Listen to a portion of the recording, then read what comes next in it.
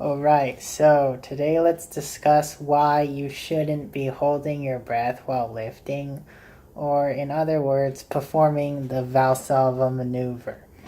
There are a couple different ways you can perform breathing and lifting, one being you don't take a deep breath and you just breathe normally.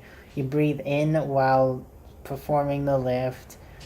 You exhale while performing the lift, and most commonly taught is performing the Valsalva maneuver, which is basically holding your breath and forcefully trying to exhale against a closed glottis.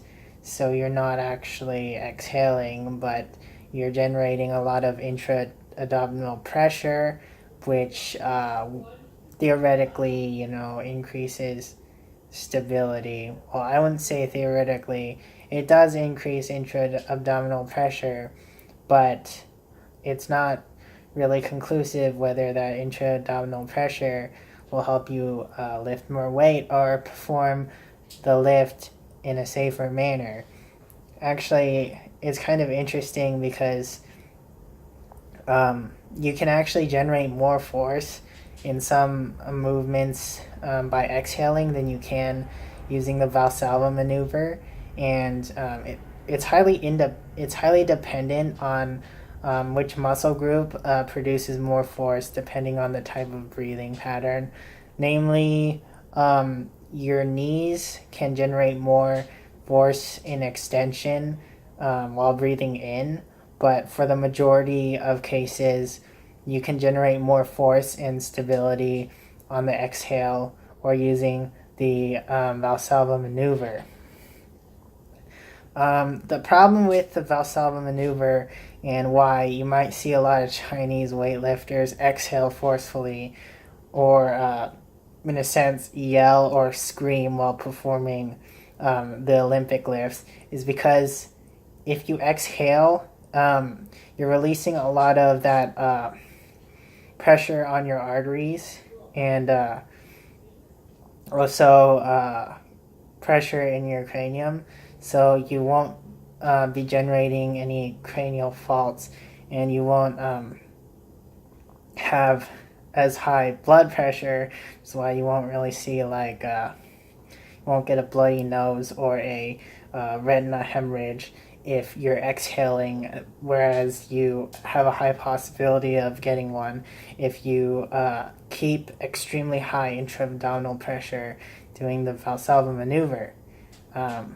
So, in my opinion, and it's kind of controversial, I suppose, is it's a lot safer and you can generate equal, if not greater, amounts of force using a force exhale rather than using the Valsalva maneuver during a lift.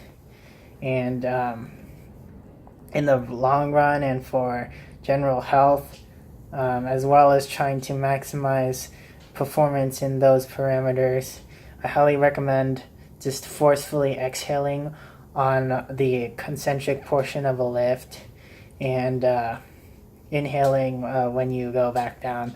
Because when you, on the eccentric portion of the lift, although forces are typically higher, it's not it's not actually going to cause or require as much